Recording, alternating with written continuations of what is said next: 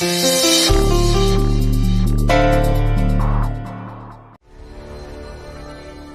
ఏ పోరాటం గురించి మాట్లాడుతున్నావో భీమరావ్, ఆ పోరాటాన్ని శతాబ్దాలుగా మీ అందరితో మేం చేయించాం. అలాగే ఫలితం ఏమైందంటే మేమే గెలిచాం. ఏమంటారు సోదరులారా? అందుకే ఏం చెయ్యాలనుకుంటున్నావో చెయ్యి, కానీ మీ అందరికీ ఒక్క నీటి బొట్టు లభించదు. అర్థమైందా?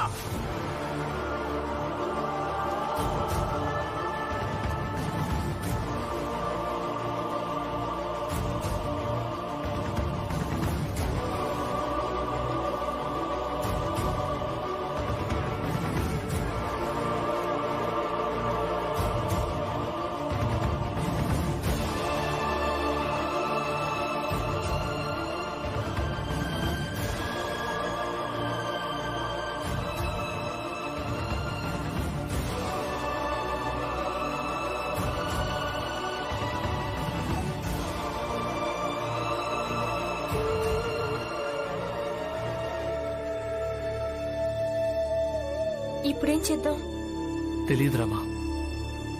పొద్దున్నుంచి అందరూ ఆకలి దప్పులతో ఉన్నారు. ఎవరూ ఏమీ తినలేదు, నీళ్లు కూడా తాగలేదు. ఇక ఇది నీటి పోరాటం. ఎక్కువగా కొనసాగించలేం.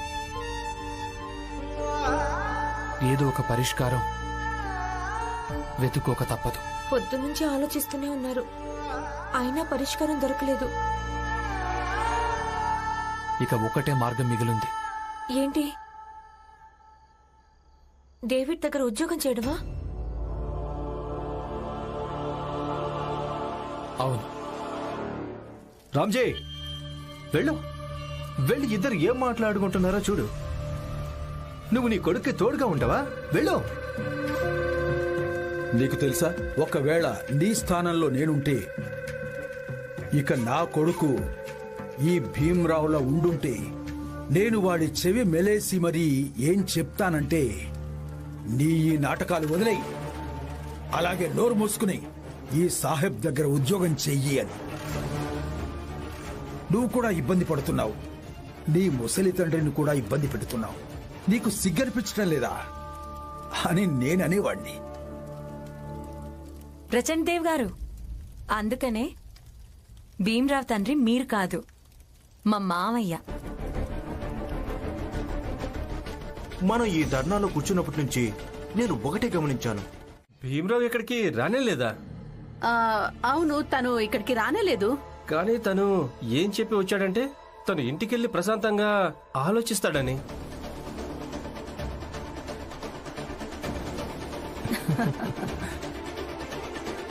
ఏమైంది? హితేష్ బాబాయ్, బహుశా మీరు భీమ్ను అర్థం చేసుకోలేదనుకుంటా. రాత్రి గడిచేలోపే భీమి పోరాటంలో గెలిచాడు. అందుకే చెప్తున్నాను, ఈ ఛాయ్ని వదిలేసి అక్కడికెళ్ళి చూడండి, అక్కడ ఏమేం జరుగుతుందో.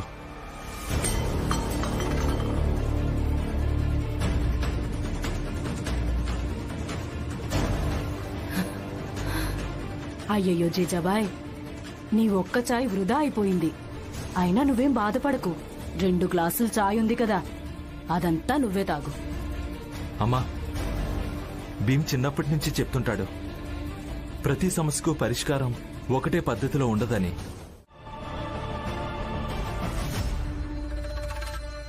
డేవిడ్ సార్, వీళ్ళందరి వాగుడు చాలా ఎక్కువైంది సార్. ఇది ఏదైనా చించి పారేయండి. నేను పారేయలేను.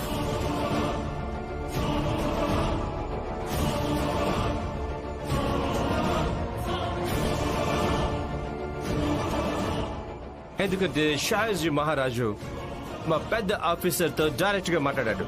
ఇక ఏం రాశాడంటే, ఈ భీమ్రావ్ తన స్కాలర్షిప్ తో చదువుతున్నాడని. అందుకే మా బ్రిటిషర్స్ తన చదువుకి ఆటంకం కలిగించకూడదని. దీని ఆయన మాట వినాల్సి ఉంటుంది, లేదంటే నా ఉద్యోగమే ప్రమాదంలో పడిపోతుంది.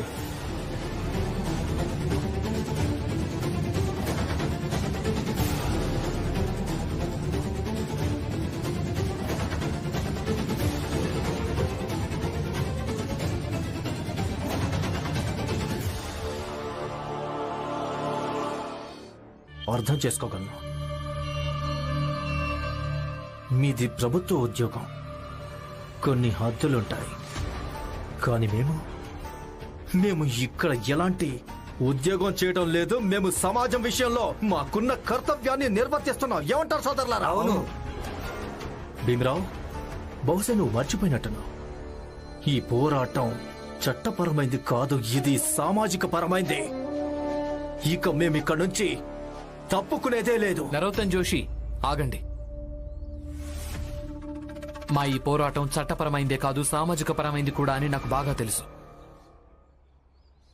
అందుకోసమే నేను మీకోసం కూడా ఒకటి తీసుకొచ్చాను. ముందు దీన్ని చదవండి, ఆ తర్వాత మీరు మీ కర్తవ్యాన్ని నిర్వహించండి.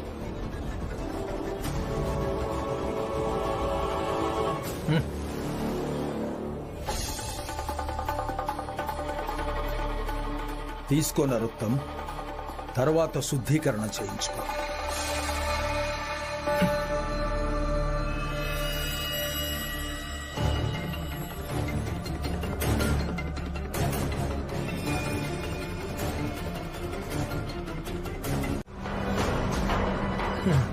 ఇక చెత్త నేను వినడానికి ఇష్టపడను, అలాగే చదవడానికి ఇష్టపడను.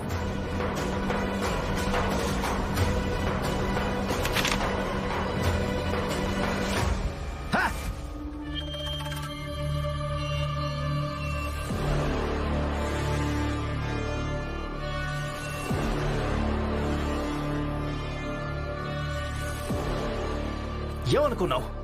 ఈ కాగితపు కొన్ని ముక్కలు మా బలాన్ని ఆపుతాయనా? సోదరులారా, ఎత్తండి కర్రలు. ఇక ఎదురుగా కనిపిస్తున్న ఈ సామాజిక అపరాధులందరి ఎముకలు విరగొట్టండి. వెళ్ళండి. ఆగండి.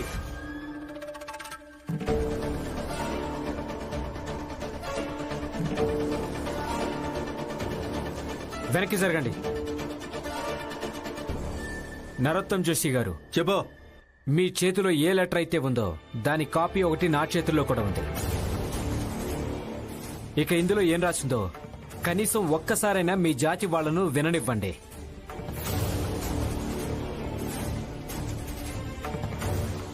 అయితే అందులో ఏ రాసిందో మీరే చెప్పండి.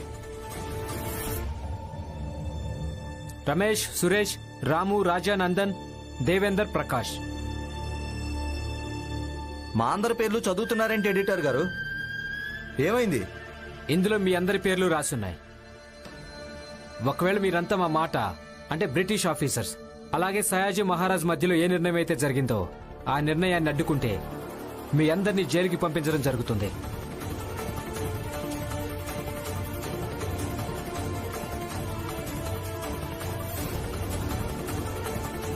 ఇక ఈ పని సవ్యంగా జరగడం కోసం ఆ బాధ్యతను డేవిడ్ సార్ మీకు అప్పగించడం జరిగింది.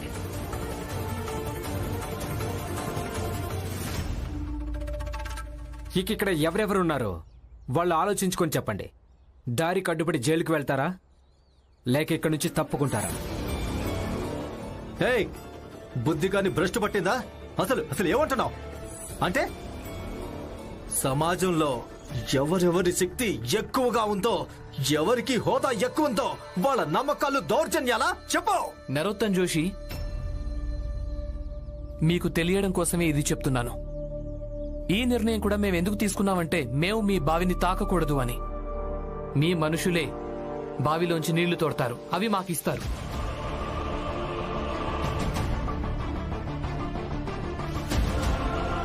ఇక ఇదంతా ప్రభుత్వ ఆధ్వర్యంలో జరుగుతుంది.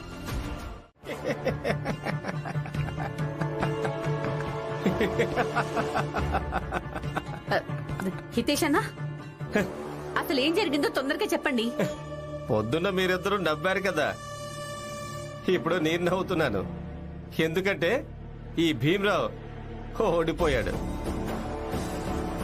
మీ ఇద్దరికి ఏమనిపిస్తుంది? భీమరావుకి చాలా తెలివుందనా?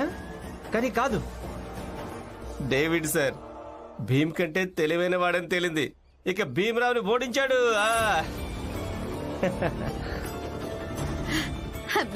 హితేష్ అన్న, అంత వివరంగా చెప్పండి నాకు. చెప్తాను. ఎందుకంటే షాహాజీ మహారాజు మా పెద్ద ఆఫీసర్తో డైరెక్ట్ గా మాట్లాడాడు. ఇక ఏం రాశాడంటే ఈ భీమ్రావ్ తన స్కాలర్షిప్ తో చదువుతున్నాడని. అందుకే మా బ్రిటిషర్స్ తన చదువుకి ఆటంకం కలిగించకూడదని. ఒకవేళ మీరంతా మా మాట అంటే బ్రిటిష్ ఆఫీసర్స్ అలాగే సయాజీ మహారాజ్ మధ్యలో ఏ నిర్ణయం అయితే జరిగిందో ఆ నిర్ణయాన్ని అడ్డుకుంటే మీ అందరినీ జైలుకి పంపించడం జరుగుతుంది. నిలిచేయండి. చీచి, ఇదిలో కుక్క చనిపోయింది.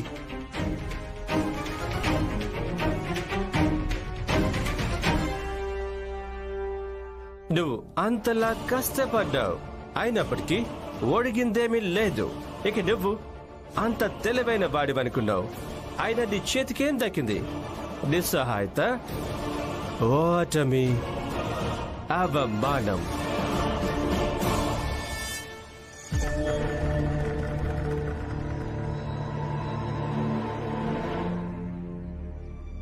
ఇక ఎప్పుడైతే చనిపోయిన కుక్క ఆ బావిలో కనిపించిందో అందులోంచి నీళ్లు కూడా తీసుకోలేం కదా. హ? ఇక ఏం జరుగుతుందో చూద్దాం.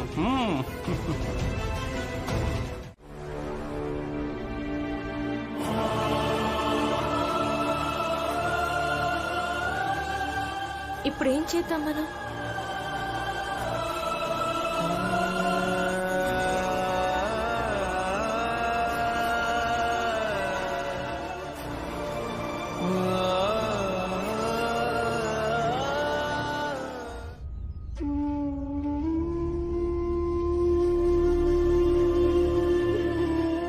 ఇక ఇప్పుడేం చేద్దాం?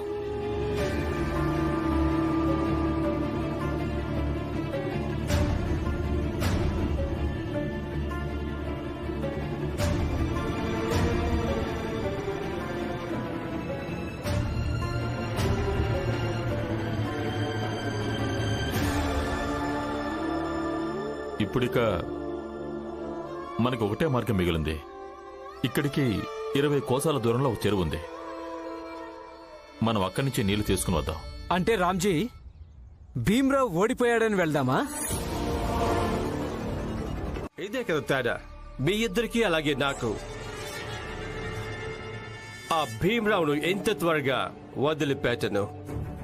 ఇప్పుడు నేను వాటి వెంటే పడతాను. నీటి ఆట నేనే మొదలుపెట్టాను. దీన్ని నేను ఒక డేంజరస్ మలుపుకి తీసుకెళ్ళాకే ఊపిరి పీల్చుకుంటాను. సాహెబ్ గారు, ఈ చిన్న జాతి వాళ్ళు తమ జాతికి చెందిన బావిలోనే నీళ్లు తెచ్చుకోవడానికి వెళ్తారు. దీంట్లో మనమేం చేయగలం? ఈ నీటి గేమ్లో మొదటి అధ్యాయం పెద్ద జాతి వాళ్ళ బావి దగ్గర పూర్తయిపోయింది. రెండవ అధ్యాయం మొదలవుతుంది చిన్న జాతి వాళ్లకు చెందిన అదే చెరువు దగ్గర. అక్కడికే వాళ్ళు నీళ్లు తెచ్చుకోవడానికి వెళ్లారు. డేవిడ్ సార్, ఇప్పటికీ మాకు ఏం అర్థం కావడం లేదు. స్పష్టంగా చెప్పండి. చెప్తాను.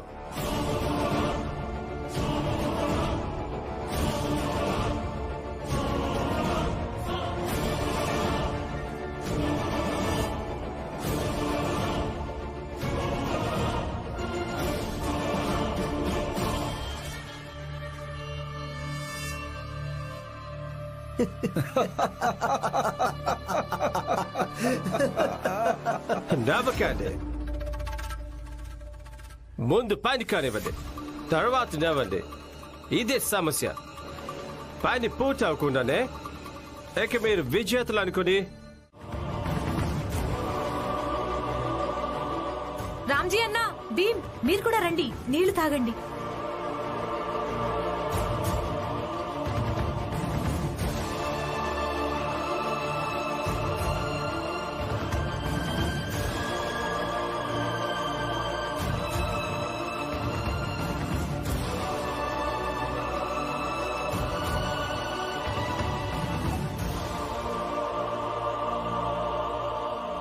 భీమ్, నువ్వేం బాధపడకు. కావాలంటే మనం ఆ బావిలోంచి నీళ్లు తీసుకోవడంలో గెలవలేకపోవచ్చు, కానీ ఈ విషయంలో సంతోషం కూడా ఉంది. ఆ పెద్ద జాతి వాళ్ళు తమ బావిలోనే కుక్కను చంపి పడేసుకున్నారు. అవును, ఒక రకంగా విజేత అయ్యారు. గెలిచిన ఈ సంతోషంలో మనం మిఠాయి తినటం కాదు, అందరం నీళ్లు తాగుదాం.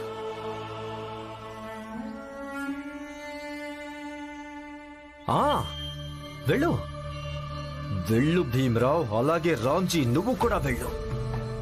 వెళ్ళి ఆ నీళ్లు తాగి చావండి. నేను కోరుకునేది ఇదే. అక్క ముందు మీ నీళ్ళు తాగండి. ఆ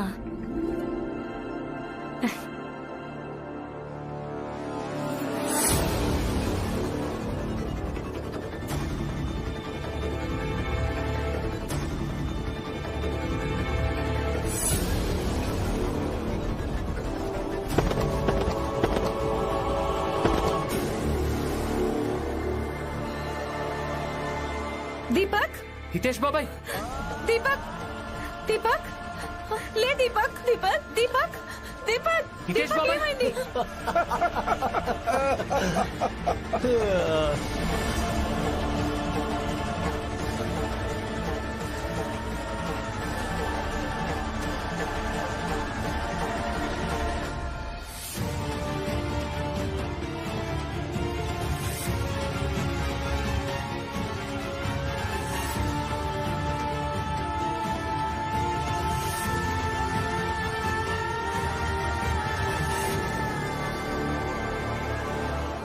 అబ్బా, భీమ్ తప్పించుకున్నాడు. ఒకవేళ ఈ భీమ్రా ముందుగా నీళ్లు తాగుంటే ఇక మిగతా వాళ్ళందరూ తర్వాత స్పృహ తప్పిపోయింటే బాగుండేది. కానీ ఇప్పుడు ఇక ఈ భీమ్ నీళ్లు తాగడు. పదండి వెళ్దాం. ఏం జరిగినా సమాచారం ఎలాగో వస్తుంది. పదండి. నరోత్తం, ఈ మనోహర దృశ్యాన్ని వదిలేసి వెళ్ళడానికి మనస్కరించడం లేదు, కానీ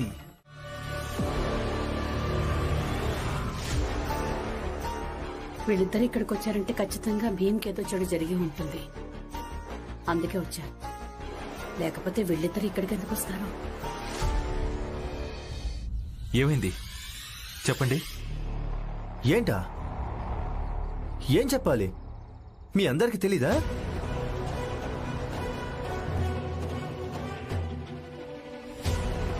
ఏం తెలియదా అంటున్నారు? అక్కడ చెరువు దగ్గర భీమ్రావ్ ఇంకా మీ బస్తీ వాళ్ళందరూ నీళ్లు తాగడానికి వెళ్లారు. కాని పాపం నీళ్లు తాగుతూ తాగుతూ స్పృహ తప్పి పడిపోయారు.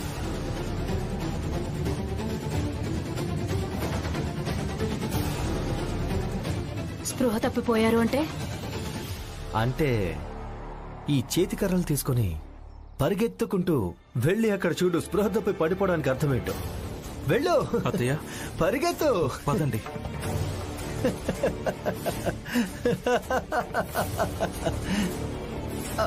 మరి మరి రామ్జీ రామ్జీ ఎలా ఉన్నాడు?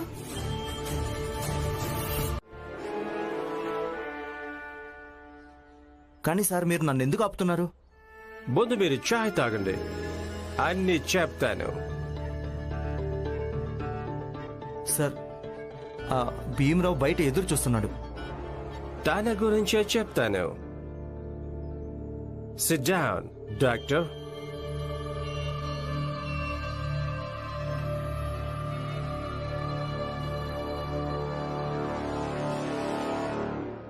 డాక్టర్ గారు మందులు తీసుకుని వస్తానన్నారు. ఇంతసేపు అయింది, ఎందుకు రాలేదు? మనం వెళ్ళి చూద్దామా? పద. ఆగండి. డాక్టర్ గారు ఈ ముందిచ్చారు, తీసుకెళ్లి అందరికి తాగించండి. 1-2 గంటల్లో స్పృహలోకి వచ్చేస్తారు. మరి డాక్టర్ గారు ఎక్కడున్నారు? హఠాత్తుగా ఒక కేసు వచ్చింది, ఆయన అక్కడే ఉన్నాడు. మీరు తాగించండి, పనిచేస్తుంది. కానీ ఆయన ఎందుకు రాలేదు? ఆయన ఇప్పుడు అర్జెంట్ ఆపరేషన్ లో ఉన్నారు. ఆపరేషన్ పూర్తవగానే వచ్చేస్తారు. మీరు తాగించండి, లేట్ అవుతుందేమో. అలాగే, డాక్టర్ గారు వస్తారు కదా? తప్పకుండా వచ్చేస్తాడు. నువ్వు తీసుకో, పద.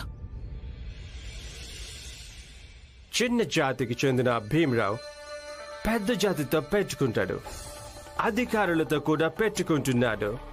అంతేకాదు, ఇక వాడు నన్ను కూడా పట్టించుకోవడం లేదు. చెప్పండి, తప్పే కదా? తప్పే కదా వాడి ప్రవర్తన? అవును, పూర్తిగా తప్పే. మీరు ప్రభుత్వం కోసం పని చేస్తున్నారు కదా, అంటే మా కోసం పని చేస్తున్నారు.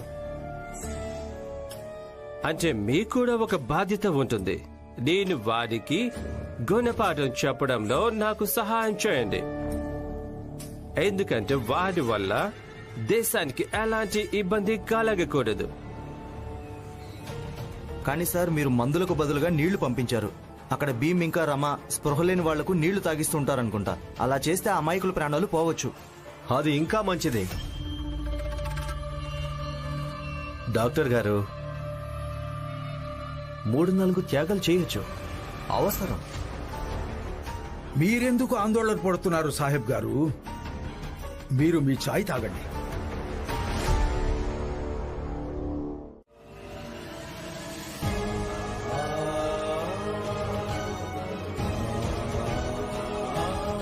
నేను ఎవరికి ఏమీ కానివ్వను. ఇక జీవితంలోని కష్టాలతో మేము పోరాటం చేస్తాం. కష్టాల నుంచి పారిపోయే అలవాటు మాకు అస్సలు లేదు.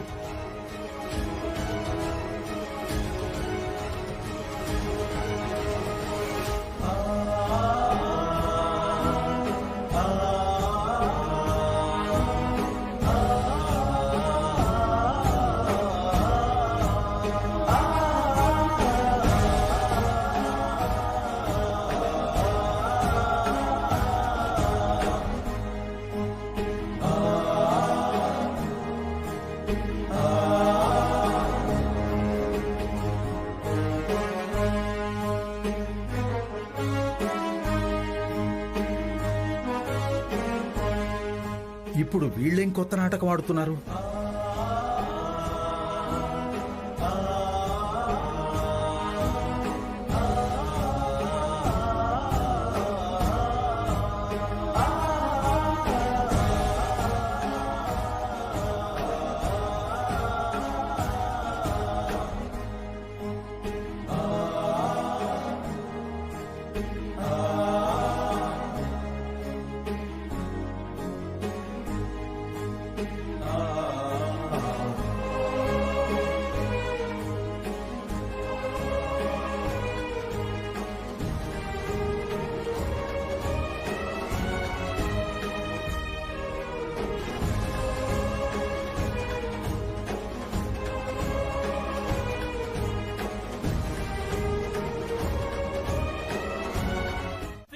తలుపు తీయండి.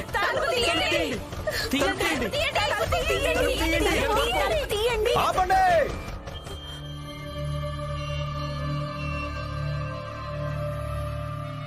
అసలు మీరేం చేస్తున్నారు? ఇక్కడ రాసింది కదా, హాస్పిటల్ పరిసరాల్లో నిశ్శబ్దాన్ని పాటించండి.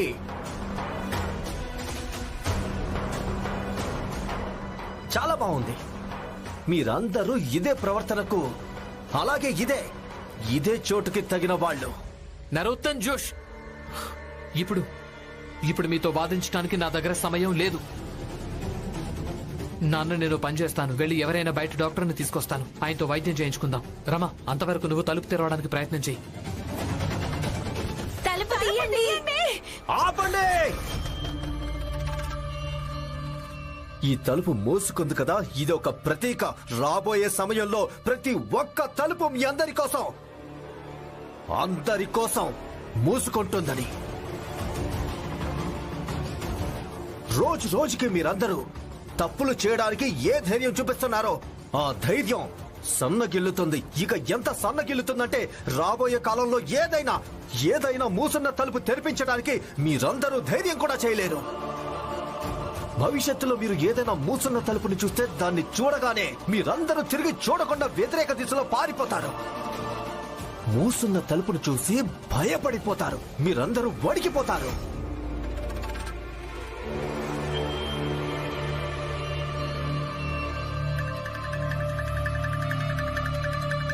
అది సరే, కానీ ఇప్పుడు నన్ను వెళ్ళనివ్వండి. నేను హాస్పిటల్కి వెళ్ళాలి. అయితే వేరే దారిలో వెళ్ళిపో. చూడండి, మీతో వాదించడానికి నా దగ్గర సమయం లేదు. పక్క నుంచి వెళ్ళిపోతాను. చూడు, నేను చెప్తున్నాను, ఈ దారిలో పక్క నుంచి కూడా వెళ్ళలేవు. ఈ ప్రాంతం మొత్తం శుభ్రం చేస్తున్నాం. ఎందుకు వెళ్ళలేను? శుభ్రం చేసుకోండి. నేనేమైనా మిమ్మల్ని ఆపుతున్నానా? మీరు కూడా నన్ను ఆపకండి. నీకు అర్థం కాదులే భీమరావు.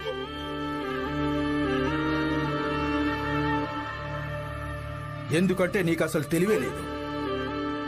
ఏంటంటే మా పెద్ద జాతి వాళ్ళంతా కలిసి ఈ ప్రాంతం మొత్తం శుభ్రం చేసి దీన్ని శుద్ధి చేస్తున్నాం. ఒకవేళ నువ్వు ఇక్కడి నుంచి వెళ్ళకపోతే ఈ ప్రాంతం అశుద్ధమైపోతుంది. అసలు విషయం ఏంటంటే పెద్ద జాతి వాళ్ళ నుంచి ఫిర్యాదులు అందుతున్నాయి. ఏంటంటే వాళ్ళ జీవితాల్లో సంతోషాలు మాయమైపోయాయని, సమస్యలు పెరుగుతున్నాయని, ఒక చిత్రమైన నిరాశ నిండుకుందని. కనుక్కుంటే అప్పుడు తెలిసింది నీలాంటి చిన్న జాతి వాళ్ళు ఇక్కడి నుంచి వెళ్తున్నారు అని. అందుకే నిర్ణయించుకున్నావు, ఇక ముందు ఇక్కడి నుంచి ఎవరైనా నువ్వు లేదా నీ జాతి వాళ్ళు గాని ఇటువైపు వెళ్ళకూడదు. ఏం లేదు, మీరు నన్ను కేవలం ఇబ్బంది పెట్టడానికి మార్గం వెతుకుతున్నారంతే. చూడండి, ఇప్పుడు నన్ను వెళ్ళనివ్వండి. అక్కడ హాస్పిటల్లో మా వాళ్ళు స్పృహ లేకుండా పడున్నారు. వాళ్లకు వైద్యం చేయించడం చాలా అవసరం. ఏ భీమరావు, నోరు మూసుకుని ఇక్కడి నుంచి వెనక్కి వెళ్ళిపో. వేరే ఇంకేదైనా దారి చూసుకో. లేదంటే నేను ఒకే ఒక కేక వేస్తే 100 మంది ఇక్కడికి వస్తారు. ఇక నీకు స్పృహ తప్పేలా చేస్తారు. చూడు భీమరావు, ఇక నువ్వు స్పృహ కోల్పోయావంటే మీ వాళ్ళకి ఇక వైద్యం ఎవరు చేయిస్తారు? ఇక్కడ సమయం వృధా చేసుకోవడం కంటే నేను వేరే దారిలో వెళ్లడం మంచిది. నాన్న, నాకేమనిపిస్తోందంటే ముందుగా వీళ్ళందరినీ హాస్పిటల్ లోపలికి తీసుకెళ్దాం. లోపలికి వెళ్ళి ఏం చేయాలో అది చేద్దాం. అబ్బా, హాస్పిటల్ లోపలికి వెళ్తే ఏమవుతుంది? డాక్టర్ గారు, ఇది బాగా గుర్తుపెట్టుకోండి. వీళ్లలో ఒక్కరు కూడా లోపలికి వెళ్ళకూడదు. ఒకవేళ వీళ్ళు లోపలికి వెళ్లారంటే హాస్పిటల్ మొత్తం అశుద్ధమైపోతుంది. ఇక చాలా ఆపండి. మీ ఈ శుద్ధ అశుద్ధ నాటకం ఇక ఆపేయండి. ఇప్పుడు ఎవరైనా మమ్మల్ని ముందుకొచ్చి ఆపి చూపించండి. ఈ రోజు మాలో ఉన్న శక్తినంతా ఉపయోగించుకుని తీరుతాం. మేము చావనైనా చస్తాం, కానీ ఈ రోజు వీళ్ళందరినీ హాస్పిటల్ లోపలికి తీసుకెళ్లి తీరతాం. చావండి, చావండి. ఇదే కదా మేం కోరుకునేది. ఈ రోజు మేం కూడా చూస్తాం వీళ్ళందరూ తమ ప్రాణాల్ని ఎలా ఇస్తారో. చావండి. నరోత్తమ్ జోషి, ఇక్కడ నిలబడి ఇలా వాగుతూ ఉండడం కంటే మంచిదేంటంటే కాస్త ఆలోచించండి, అలాగే వెతకండి. తమరి బంగారు గడియారం ఎక్కడ పడిపోయిందో.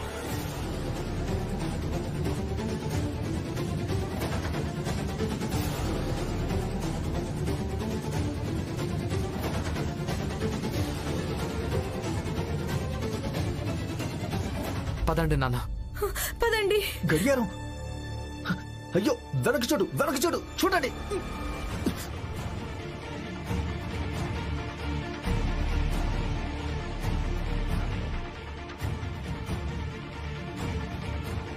నాన్న, బెడ్ మీద పడుకోబెట్టండి. బెడ్ లాగే, బెడ్ లాగే, త్వరగా. అయ్యో, అశుద్ధమైపోతుంది. గుర్తుంచుకోండి, బెడ్ ఎవరు టచ్ చేయడానికి వీల్లేదు. నాన్న కింద పడుకోబెడదాం.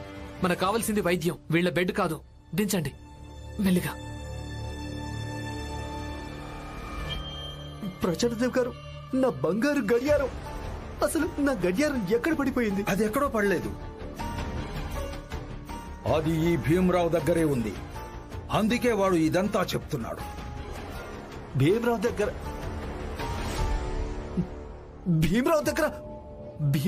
నా గడియారం ఉందంటే ఇంకా పెద్ద సమస్య అవుతుంది కదా.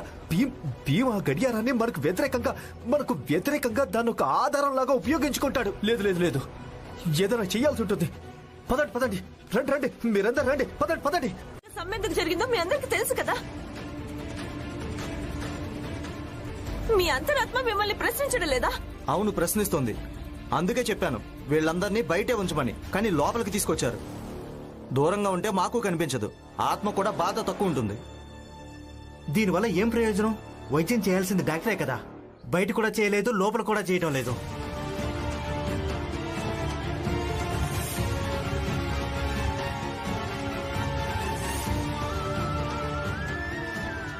సమయం చాలా తక్కువ ఉంది.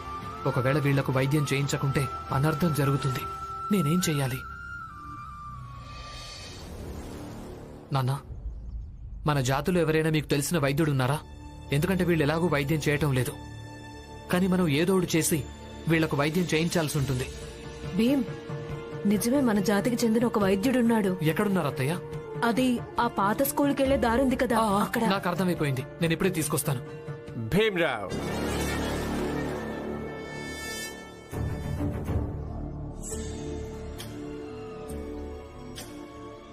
నువ్వు హాస్పిటల్లో ఉన్నావా లేక ధర్మశాలలోనా? ఇక్కడికి కూడా వైద్యుని తీసుకొని వస్తావా? ఈ డాక్టర్లు వైద్యం చేయడానికి నిరాకరిస్తున్నారు. మరి నేను ఇంకేం చేయగలను? ఒక పని చేయి భీమరావు, నువ్వు వెళ్ళి పరిగెత్తుకుంటూ ఎక్కడో అక్కడి నుంచి వైద్యుణ్ణి తీసుకురా. ఆలోపు మేము మీ జాతికి చెందిన వీళ్ళందర్నీ ఎత్తి బయట పారేస్తాం.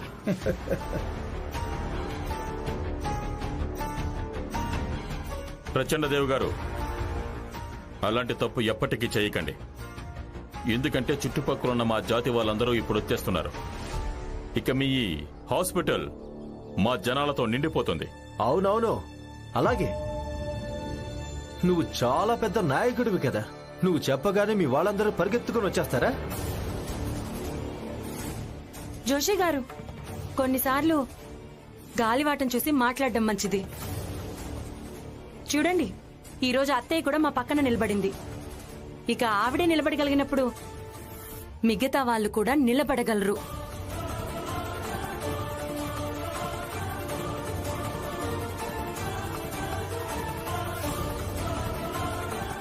భీమ్, నువ్వు వెళ్ళి ఆ వైద్యుడి గారిని వెంట పెట్టుకుని తీసుకురా. ఈ రోజు ఒక తల్లి చూస్తోంది. ఇక్కడికి వైద్యుడు రాకుండా ఎవరు ఆపుతారో. ఇప్పుడే తీసుకొస్తాను పిన్ని, మీరేం బెంగపడకండి.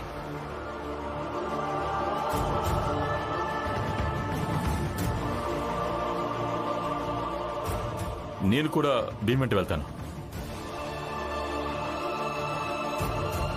కానీ నాన్న, లేదు బాబు, వీళ్ళందరినీ నమ్మడానికి వీల్లేదు.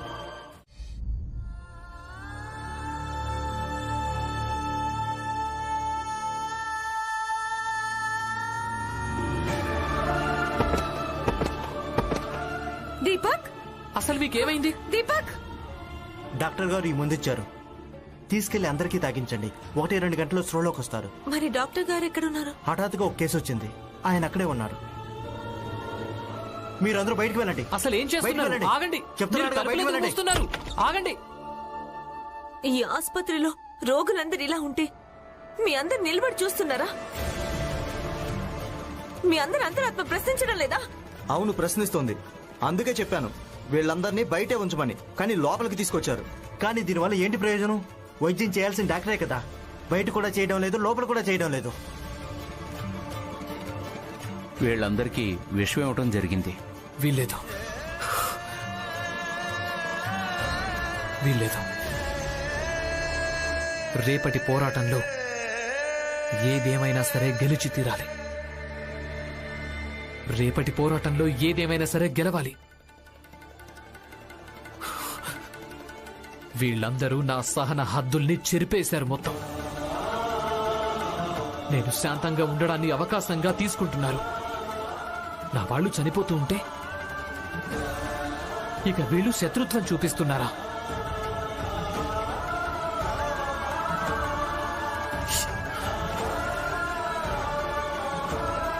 ఇప్పుడు వీళ్ళందరికీ శిక్షలు వేయించాల్సిన సమయం వచ్చింది. ఒకవేళ ఈసారి వీళ్లకు సరైన శిక్ష పడలేదో వీళ్ళెప్పుడూ అనుకుంటూనే ఉంటారు, వీళ్ళు ఏం చెప్పినా సరే, ఏం చేసినా సరే, అయినా మేమేమీ చెయ్యలేము అని.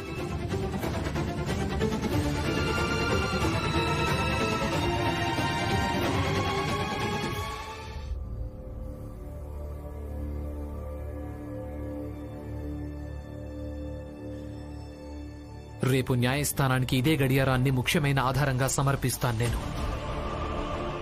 ఏం చెప్తాను అంటే, ఈ గడియారాన్ని పెట్టుకునే నరోత్తమ్ జోషి గారే చెరువులోని నీటిలో విషం కలిపాడు అని.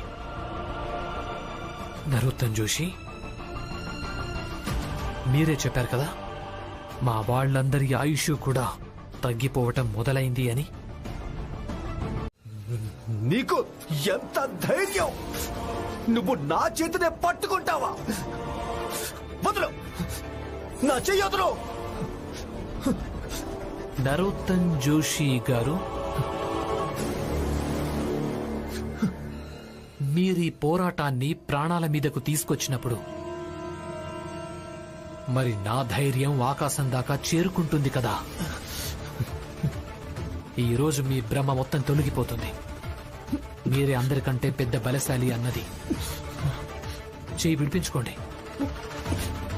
చెయ్యి విడిపించుకోండి. అలాగే గడియారాన్ని తీసుకుని వెళ్ళండి. నేనిప్పుడే ఈ క్షణమే ఈ కేసులో ఓడిపోతాను. అవునా? చూడు, నేను ఎలాగో చిన్న జాతి వాళ్ళ మాటల్ని పెద్దగా నమ్మను, కానీ ఆలోచించి మాట్లాడు. ఒకవేళ చేతిని విడిపించుకుంటే ఈ కేసు వాదించవా? చెప్పు. ఆలోచించాను. నేను వాదించను.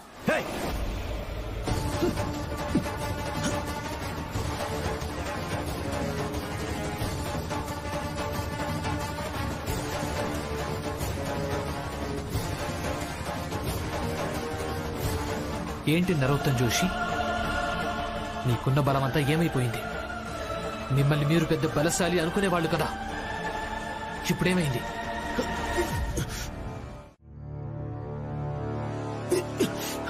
మీకిప్పటికీ అర్థం కావటం లేదా? ఈ బలం నా ఒక్కడిది మాత్రమే కాదు, ఇది మా జాతి వాళ్ళందరి సామూహిక ఆకాంక్షల పట్టు. ఇది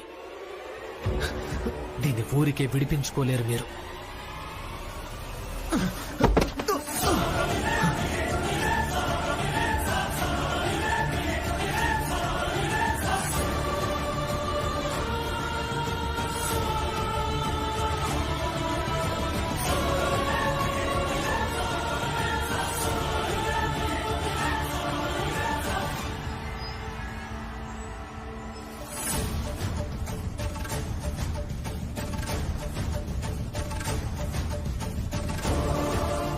ఇది మీ గడియారం.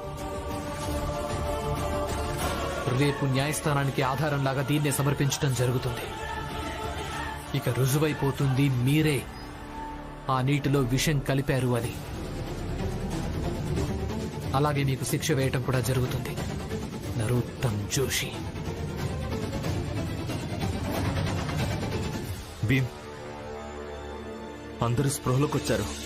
జ్వరం కూడా తీవ్రంగా ఉంది, తలనొప్పి కూడా ఉంది. అందుకే ముందు నువ్వు పద.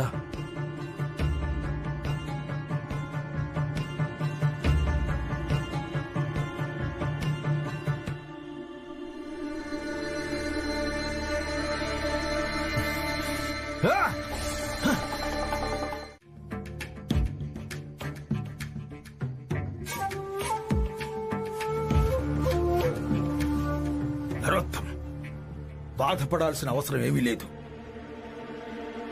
ఏం జరుగుతుందో జరగని. లేదు, ఏం జరుగుతుందో జరగని కాదు, ఇక ఇప్పుడు నేనేం కోరుకుంటానో అదే జరగాలి. ఎంత డబ్బు ఖర్చు అవుతుందో అవని, మా ఇంటి నుంచి డబ్బు మొత్తం తీసుకొస్తాను, కానీ ఈ భీమరావును కేసులో మాత్రం గెలవనివ్వను.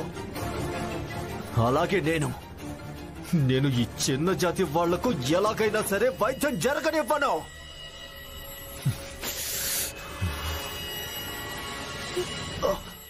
ఏం పర్వాలేదు నరోత్తమ్, ఈ భీమరావు కేసులో గెలవదు.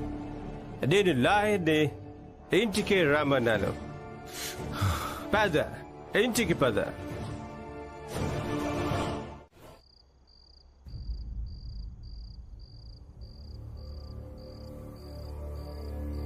ఇదిగోండి.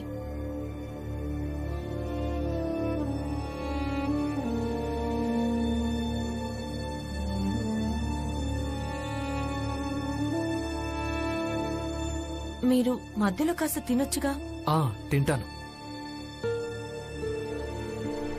రమా, రేపటి కేసు న్యాయస్థానంలో వాదించడం జరగదు. కోర్టుని ఇక్కడే హాస్పిటల్లో ఏర్పాట్లు చేయమని అప్పీల్ చేస్తాను నేను. ఎందుకంటే ఆరోగ్య విషయం భావాలతో ముడిపడి ఉంటుంది. నాకేమనిపిస్తోందంటే, జడ్జి గారు ఇక్కడ హాస్పిటల్కి వచ్చి మనం చెప్పింది వింటే గనక అప్పుడు ఆయన మన దుఃఖాన్ని, బాధను బాగా అర్థం చేసుకోగలుగుతారని. కానీ భీమ్, జడ్జి గారు ఏం నిర్ణయించారంటే ఇప్పుడు హాస్పిటల్లోనే న్యాయస్థానం ఏర్పాటు చేసి అక్కడే తీర్పిస్తారట. చెప్పండి. హాస్పిటల్లో న్యాయస్థానం ఇదేనా సాధ్యమవుతుంది? ఇంతకీ జడ్జి ఇలాంటి నిర్ణయం ఎందుకు తీసుకున్నాడు? నేను చెప్తాను.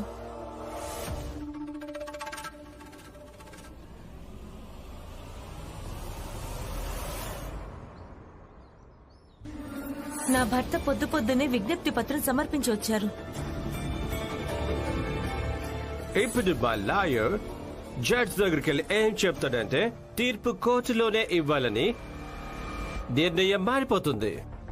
జడ్జి గారు తన నిర్ణయాన్ని మార్చుకోరు. ఎందుకంటే ఒకవేళ లాయర్ గారు జడ్జి గారిని ఇలా చేయమని చెప్తే జడ్జి గారు ఖచ్చితంగా అడుగుతారు, అది చోటు మార్చడం వల్ల మీరెందుకలా భయపడుతున్నారని. ఒకవేళ మీ పక్షాన న్యాయం ఉంటే మీకెందుకంత భయమని. ఇక దాంతో మీ కేసు బలహీన పడుతుంది. ఏమంటారు? నేనన్నది నిజమే కదా లాయర్ గారు? వెళ్ళొస్తా. ఇట్నుంచి వెళ్తుంటే మీ అందరికి చెప్పెళ్దామని వచ్చాను. రమాబాయ్,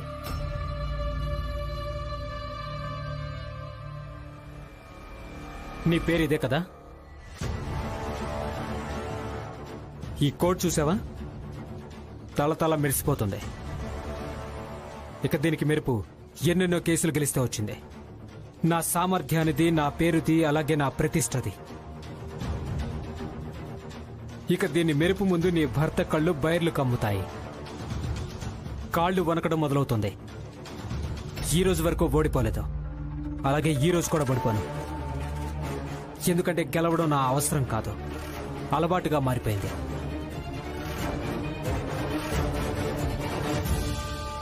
నా భర్త దగ్గర ఒక కోట్ ఉంది. అదేంటంటే మీ కోటంత మెరుపులు చూడలేదు, కానీ చాలా పోరాటాలను చూసింది. గెలుపోటములను చాలా దగ్గరగా చూసింది. నా భర్త అదే కోటు వేసుకుని వాదిస్తారు.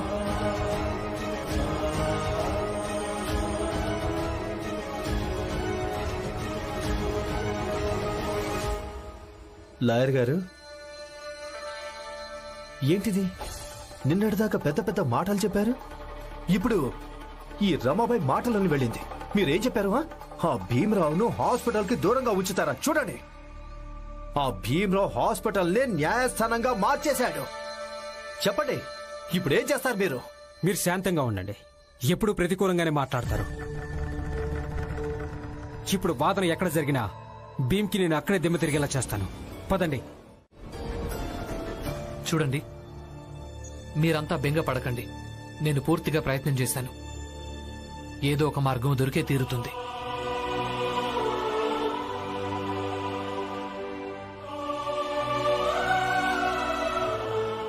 భీమ్రావ్, న్యాయస్థానం ఇక్కడే పెడతారు.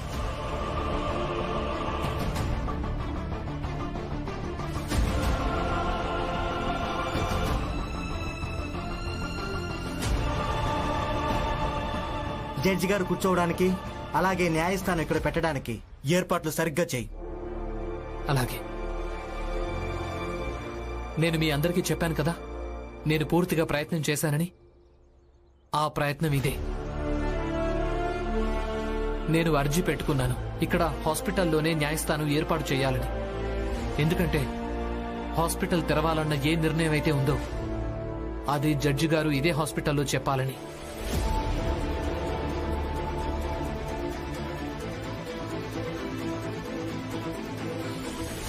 ఆనందన్నయ్య, బాబాయ్, ఇలా రండి. కోటేమైపోయింది?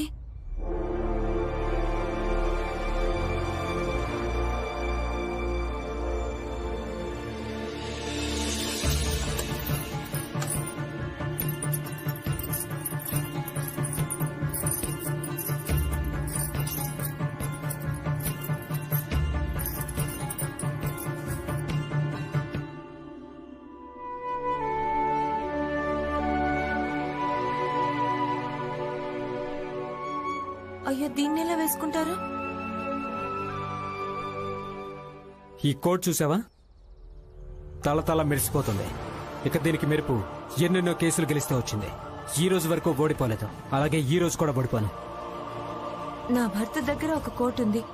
అదేంటంటే మీ కోట్ అంతా మెరుపులు చూడలేదు, కానీ చాలా పోరాటాలను చూసింది. గెలుపోటములను చాలా దగ్గరగా చూసింది. నా భర్త అదే కోటు వేసుకుని వాదిస్తారు. ఎలాగైనా సరే దీన్ని శుభ్రం చేయాలి.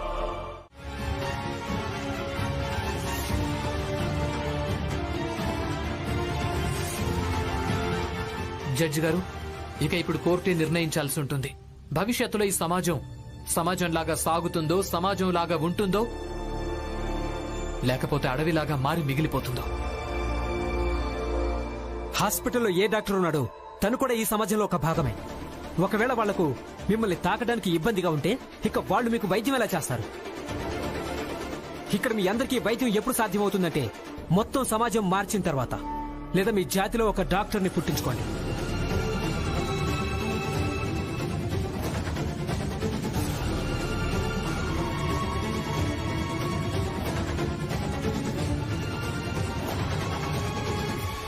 జడ్జి గారు, ఎప్పటిదాకా వీళ్ళందరికీ సమాజంలో ఒక గుర్తింపు లభించదో అంతవరకు వీళ్ళకు వైద్యం చేయడానికి ఏ డాక్టర్ కూడా బాధ్యుడు కాదు.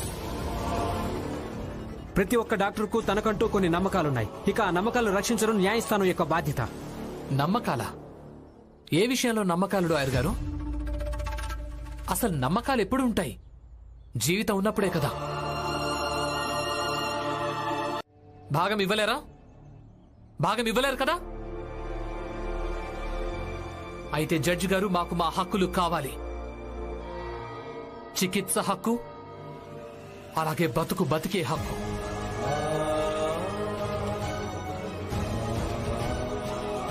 అవును, బతకడానికి మాకు హక్కు కావాలి. అవును, మేము బ్రతకడానికి హక్కు కావాలి.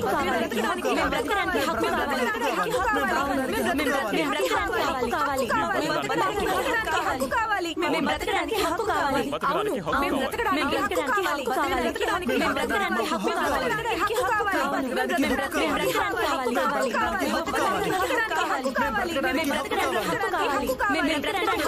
Order order.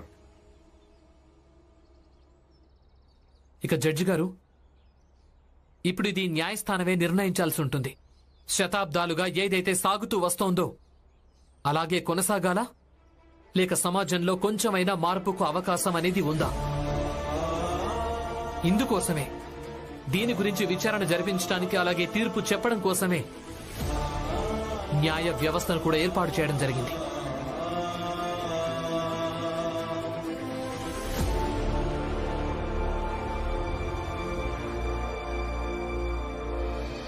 సార్, ఇదంతా లాయర్ గారు రెండే తీర్పులు ఇవ్వచ్చు.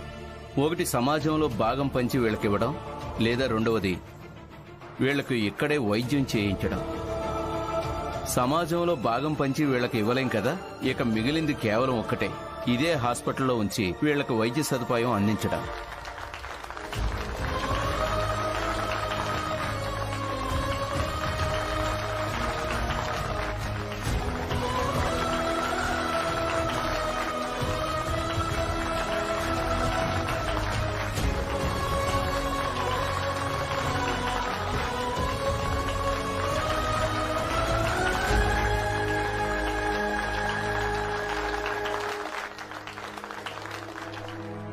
చాలా చాలా కృతజ్ఞతలు జడ్జి గారు.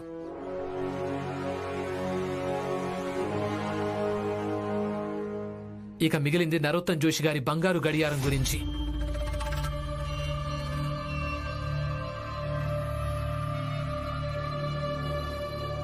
ఈయన బంగారు గడియారం నాకు ఆ చెరువు దగ్గరే దొరికింది జడ్జి గారు. దీనికిక కేవలం ఒకటే అర్థం ఉంటుంది సార్.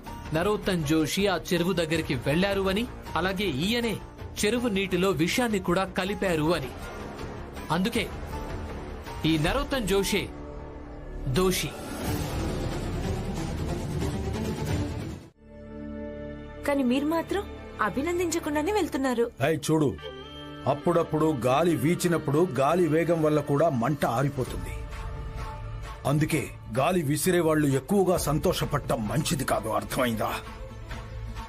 ప్రచండదేవ్ గారు, మీకసలు అర్థం కాదు.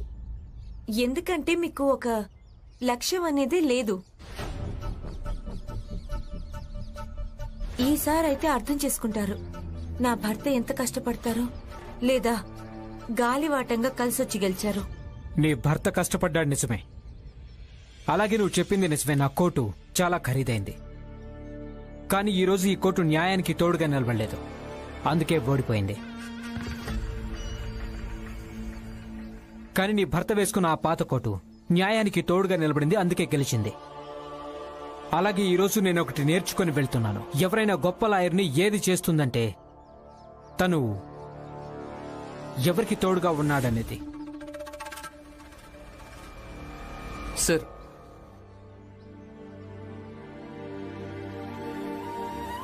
వెళ్ళడానికి ముందు ఒకసారి నన్ను ఆశీర్వదించి వెళ్ళండి. ఫీజ్ ఇచ్చింది నేను. కేసులో నువ్వు ఓడిపోయావు, కానీ పొగడ్తలు మాలను వీడికి వేస్తున్నావా? కేసు వాదించినంత వరకు మీకు తోడుగా ఉన్నాను. అది పూర్తిగా నిజాయితీగా కష్టపడి వాదించాను. కానీ ఇప్పుడు నేను మీకు తోడుగా ఉండడానికి నిస్సహాయుని కాదు.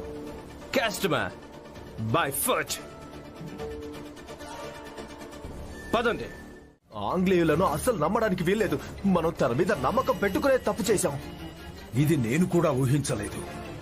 చూడు నరోత్తం, నువ్వెప్పటికీ కూడా నాకు దగ్గరవాడిగానే ఉన్నావు, అలాగే ఉంటావు. ఇదిగో ఈ డబ్బులు తీసుకో. వద్దు ప్రచండదేవ్ గారు, డబ్బులతో ఏం అవసరం లేదు. మీరు సహాయం చేయాలనుకుంటే ఒక పని చేయండి.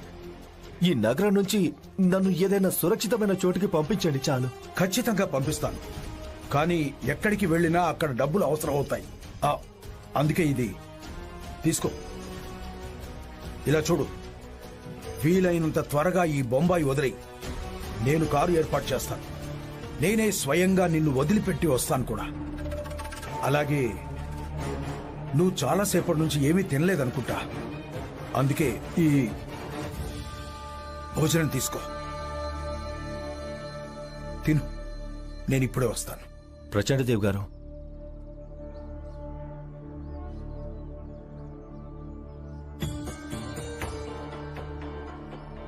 ప్రచండదేవ్ గారు, మీరు నిజంగానే సమాజ సేవకులు. మీరు సత్పురుషులు ప్రచండదేవ్ గారు.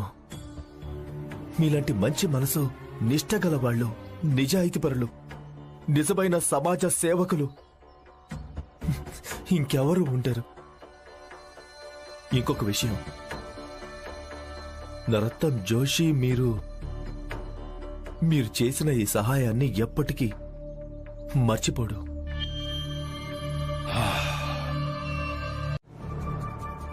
నరోత్తంను నేనక్కడ కూర్చోబెట్టి వచ్చాను.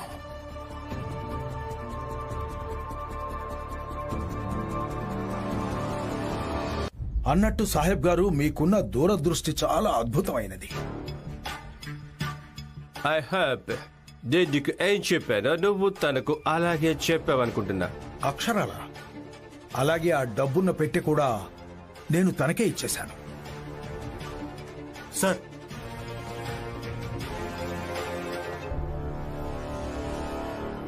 ఇన్స్పెక్టర్ నరోత్తం పార్క్ లో కూర్చున్నాడు. తన దగ్గర డబ్బు కూడా ఉంది. చట్టం నుంచి పారిపోయినందుకు, అలాగే నా దగ్గర బోలెడంత డబ్బు దొంగిలించిన నేరం కింద నువ్వు తనని అరెస్ట్ చేయి. అలాగే సార్, ఇప్పుడే చేస్తాను. అద్భుతం, నిజంగా అద్భుతం. ప్రశాంత్ దేవ్, నువ్వు చాలా టాలెంటెడ్వి. నిజానికి నేను ఇలా కూడా అంటాను, నీకు ఆంగ్లేయ పాలనలో ఒక పెద్ద హోదా లభిస్తుంది అని. మీరన్నది నిజమేనా? నేనన్నది పూర్తిగా నిజమే. ముందుగా నరోత్తం నీకు తోడుగా ఉన్నాడు. ఇక ఎప్పుడైతే తాను ఎందుకు పనికిరాడని తెలిసిందో, నువ్వే స్వయంగా తనకు వెన్నుపోటు పొడిచావు. ఇక ఇప్పుడున్న కాలంలో ఇది కూడా చాలా పెద్ద టాలెంట్. అవకాశం ప్రకారం తన ఇష్టాన్ని మార్చుకోకుంటే తను ఎప్పటికీ ఎదగలేదు. నువ్వు చాలా పైకి ఎదుగుతావు. ఇక నేను మా పెద్ద అధికారులతో నీకొక అతి పెద్ద బహుమానం ఇప్పిస్తాను. సాహెబ్ గారు, మీ ఆలోచనలతో పాటు మీరు కూడా చాలా గొప్పవాళ్ళు.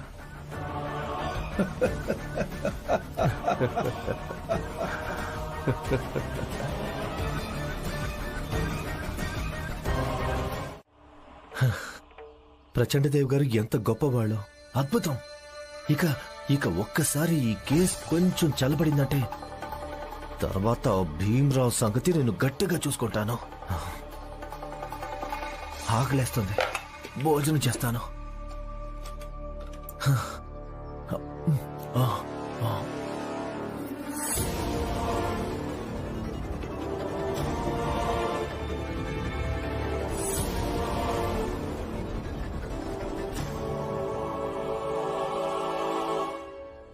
ఏమైంది?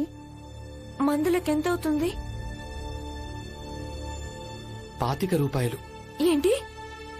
25 రూపాయలు ఎక్కడి నుంచి తీసుకొస్తాం?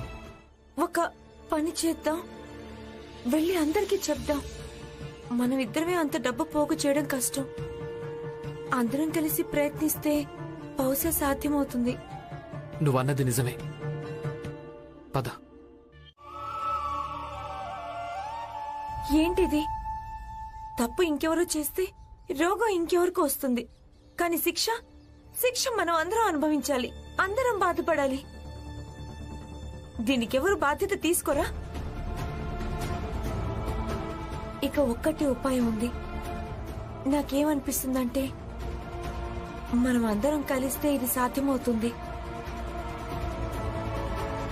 దానికి మనమంతా మన దగ్గరున్న నగలు అమ్మితే మంచిదిగా.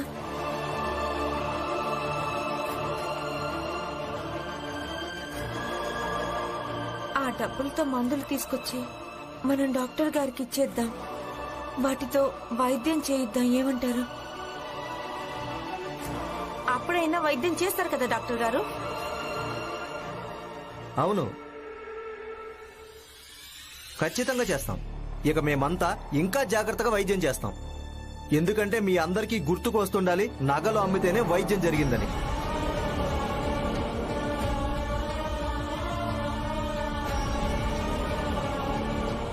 నా దగ్గర ఇంకో మార్గం ఉంది. దాంతో నగలు అమ్మాల్సిన అవసరం ఉండదు. ఏంటది? నాన్నా, మీరిద్దరూ అలా పదండి. నాన్నా, మనలాంటి అభాగ్యులైన వాళ్ళందరి విషయంలో నగలు అమ్మటం అనేది చివరి దిక్కవుతుంది. అలాగే జబ్బు లాంటి సమస్య కోసం మనం చివరి దిక్కు వైపు చూడడం మంచిది కాదు. సార్, ఈ భీమ్రావు ఏం ఆలోచిస్తున్నాడు? డాక్టర్ గారు, ఒకవేళ మా భీమ్ తన మెదడుని ఉపయోగిస్తే మీ లక్ష్యం మరోసారి ఫెయిల్ అయిపోతుంది. చూడండి డాక్టర్ గారు, మేమందరం మీ అందరికీ చాలా గౌరవం ఇచ్చాం. కానీ మీరందరూ మీ కర్తవ్యాన్ని అర్థం చేసుకోలేకపోతున్నారు. మీరన్నది నిజమే. ఒకవేళ మనమందరం మన నగలు అమ్మేసి మందులు తీసుకొస్తే మనకు తర్వాత బతకడం చాలా కష్టమవుతుంది. మనలో ఉన్నవారి దగ్గర అన్ని నగలు ఎవ్వరికి లేవు. వాటి నమ్మి మందులు తీసుకురావచ్చడానికి నాకేమనిపిస్తుందంటే, చెరువు దగ్గర ఏదైతే జరిగిందో దానికి ఎవరో ఒకరు బాధ్యులు ఉంటారుగా. మనం దాని ఆధారంగా ఏదైనా చెయ్యొచ్చు. కానీ ఏం చెయ్యాలి, ఎలా చెయ్యాలి?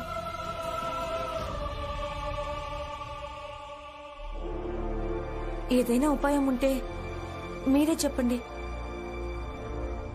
నాకేమనిపిస్తోందంటే,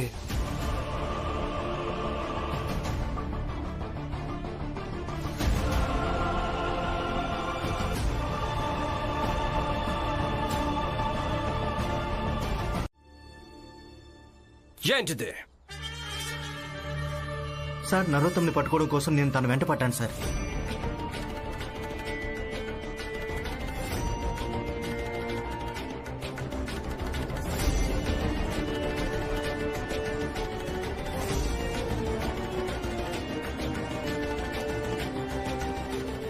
నువ్విప్పుడు ఇన్స్పెక్టర్వి కాదు,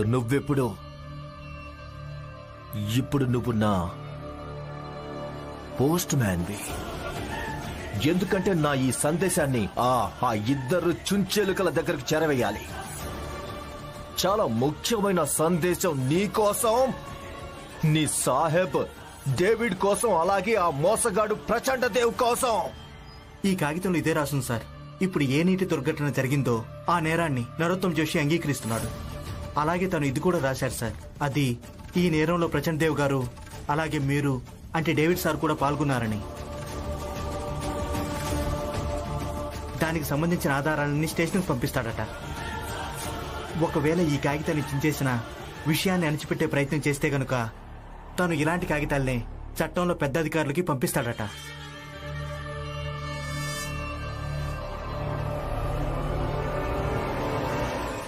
యూజ్లెస్. నువ్వు ఆ నరోత్తమును కూడా పట్టుకోలేకపోయావు. నువ్వు నీ ఫోర్స్ మొత్తాన్ని ఉపయోగించుకో, కానీ ఏదో ఒకటి చేసి తనను పట్టుకో. ఈ లెటర్ను ఏం చేయాలో నేను నీకు తర్వాత చెబుతాను. కానీ సార్ తనను పట్టుకోవడం ఎలా? నరోత్తం లండన్ పారిపోయాడు కదా. జజే, తను లండన్ పారిపోయాడా? నీకు ఒక్క పని కూడా సరిగ్గా చేత కాదు. మూర్ఖుడా, వెళ్ళు. Get lost.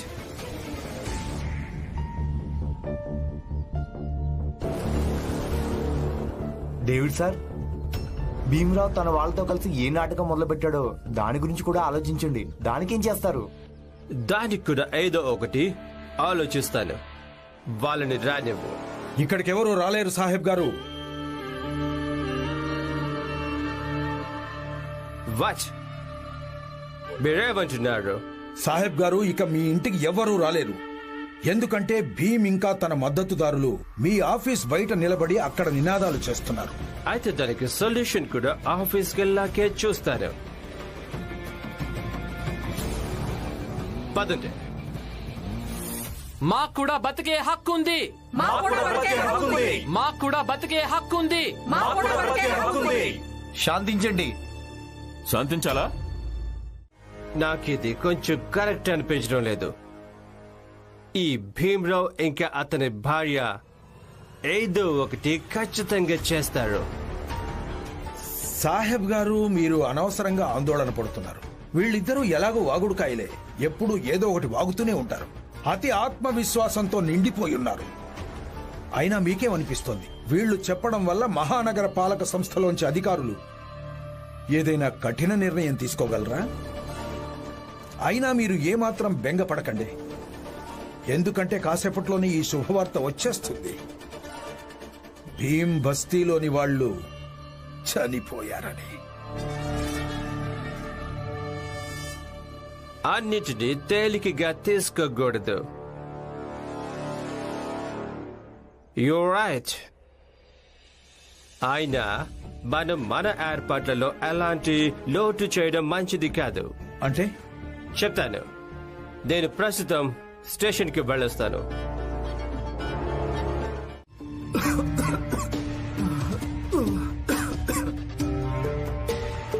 ఏమైంది?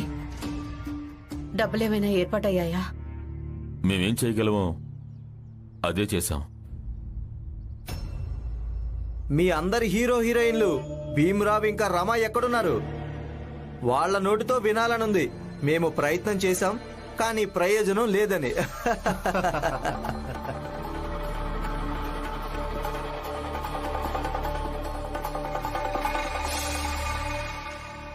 అదిగోండి సార్, వాళ్ళిద్దరు కూడా వచ్చేశారు.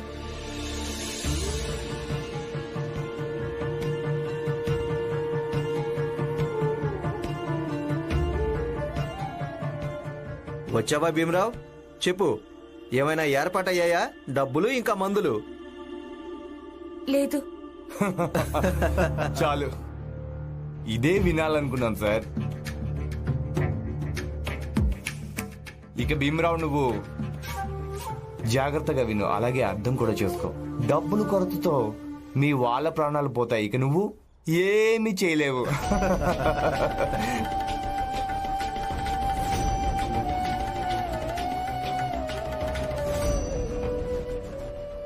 భీమరావు ఏమైంది?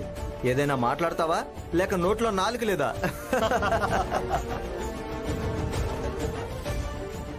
ఏం మాట్లాడుతున్నారు సార్? మాట్లాడడానికి ఏం మిగిలిందని? ఇక వెళ్ళండి వెళ్ళండి. హాస్పిటల్లో వైద్యం ఎలాగూ జరగటం లేదు. కనీసం ఇంటికి వెళ్తే మీరు ప్రశాంతంగానే చావగలరు.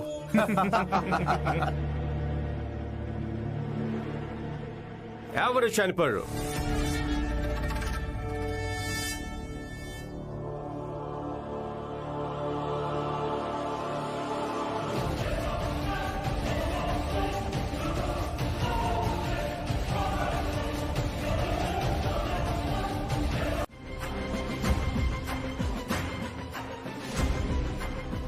అండ్ డేవిడ్, సార్, నువ్వు నీ లెవెల్లో ఇవన్నీ హ్యాండిల్ చేసుకోవాల్సింది, కానీ మొత్తం నాశనం చేశావు. వీళ్ళందరికీ వైద్యం చేయించండి. Get out of here. వైద్యం మొదలు పెట్టండి.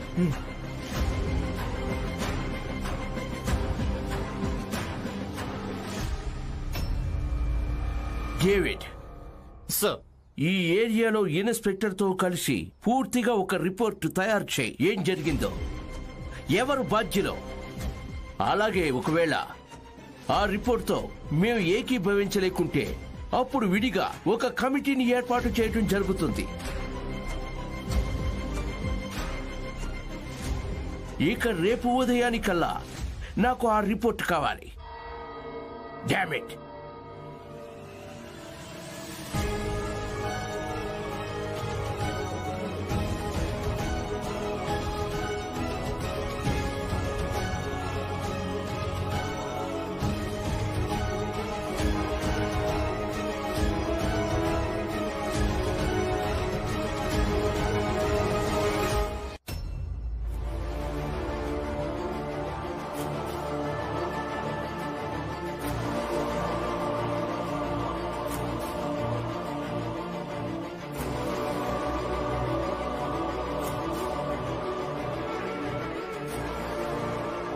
ఇప్పుడు వీళ్ళందరూ ప్రమాదం నుంచి బయటపడ్డారు. కాసేపట్లో మీరందరూ మీ మీ ఇళ్లకు వెళ్ళిపోవచ్చు.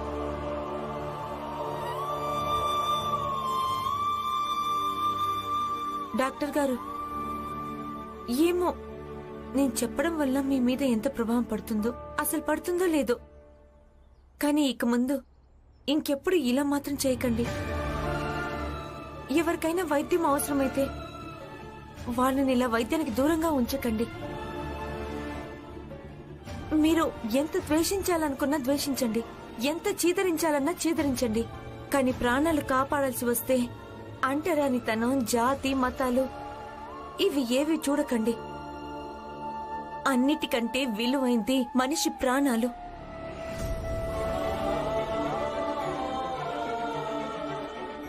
వీలైతే పాటించండి.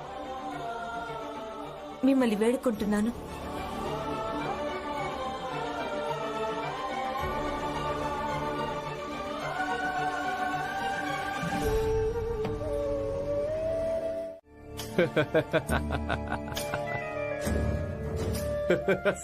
సాహెబ్ గారు, ఇదిగోండి మందులు.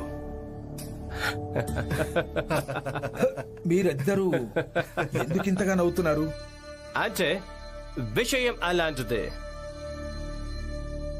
రిపోర్ట్లో ఏం రాయాలో నాకు ఇప్పుడు అర్థమైపోయింది. పైగా ఇప్పుడు నా తలనొప్పి కూడా మాయమైపోయింది.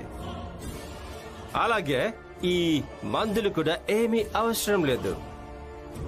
సంతోషించాల్సిన విషయమే, కానీ మీరు రిపోర్ట్లో ఏం రాయగలరో కొంచెం నాకు కూడా చెప్పండి.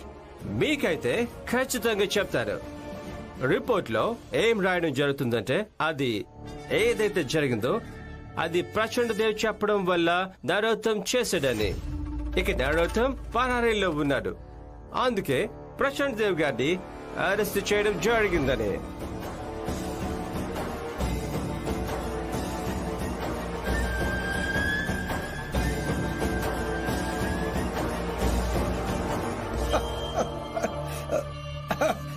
సాహెబ్ గారు, మీరు చాలా ఎక్కువగా పరిహాసాలు ఆడతారు. నేనిప్పుడు జోక్ చేస్తుంటే బాగుంటుంది, కానీ ఇదేమి జోక్ కాదు. సీరియస్లీ ఇన్స్పెక్టర్, ఈయన్ని అరెస్ట్ చేయి. Yes sir. మీరిలా చెయ్యడానికి వీల్లేదు. ఎలాంటి మాట? మీరెప్పుడు చదువు గురించి మాట్లాడతారుగా, ఎప్పుడు చెప్తుంటారుగా నేను ఎంతవరకు బతుకుతానో అంతవరకు చదువు కోసం పోరాడతానని. ఈ రోజు నుంచి మీరు చదువుతో పాటుగా వైద్యం కోసం పోరాడాలి. నాకు మాట ఇవ్వండి.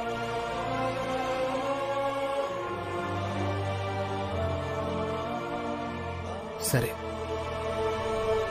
నేను నీకు మాటిస్తున్నాను రమా. ఈ భీమ్రావ్ అంబేద్కర్ ఎంతవరకు బ్రతుకుతాడో